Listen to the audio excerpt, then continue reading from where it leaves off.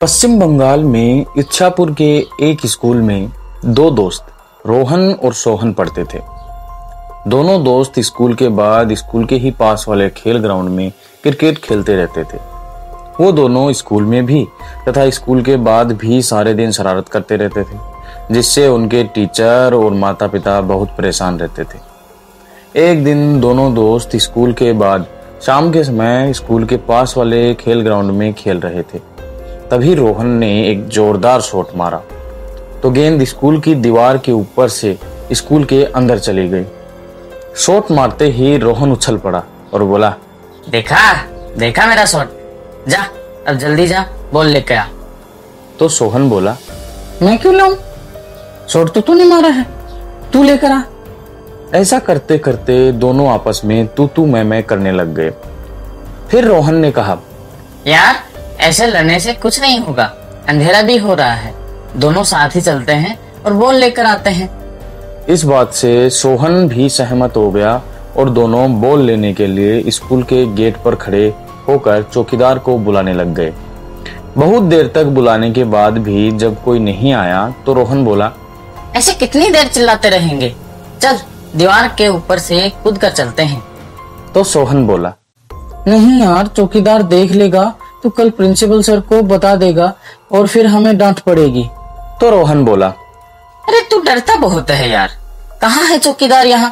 कितनी देर से चिल्ला रहे हैं हम, चल कुछ नहीं होगा, हम बॉल लेकर जल्दी ही आ जाएंगे। कुछ सोचकर सोहन रोहन के साथ चलने को तैयार हो गया।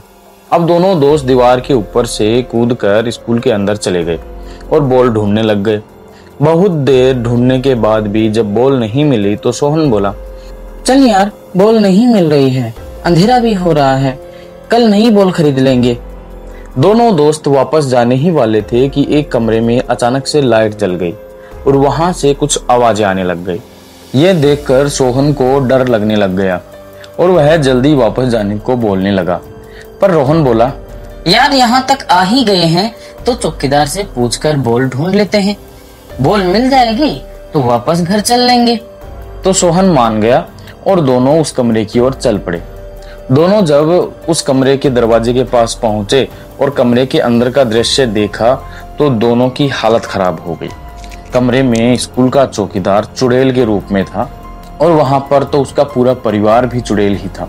यह देखकर सोहन बोला, रोहन तूने तो मुझे फंसा दिया, अब ये हमें खा जाएंगे।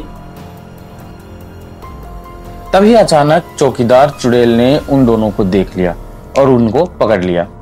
उनको देखकर बाकी के चुड़ैल भी बहुत खुश हो गए और बोले, आज तो इंसान के बच्चे खाने को मिलेंगे, बहुत मजा आएगा।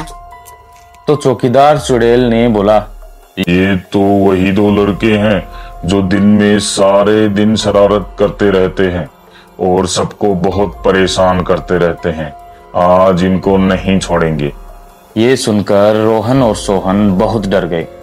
जैसे ही चौकीदार चुड़ैल उन दोनों के पास आया तो रोहन बोला, आप चाहो तो मुझे खा लो, पर इसे मत खाना क्योंकि इसका पिता बहुत बड़ा तांत्रिक है, अगर उसे पता चलेगा तो वह तुम सबको मार डालेगा।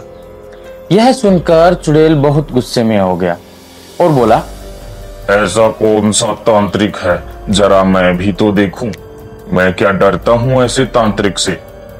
सोहन ने रोहन को रोते हुए बोला, भाई तूने तो मेरे लिए अपनी जान जोखिम में क्यों डाल दी? तो रोहन ने सोहन के कान में कुछ कहा और बोला, जैसा मैंने कहा है वैसा ही करना।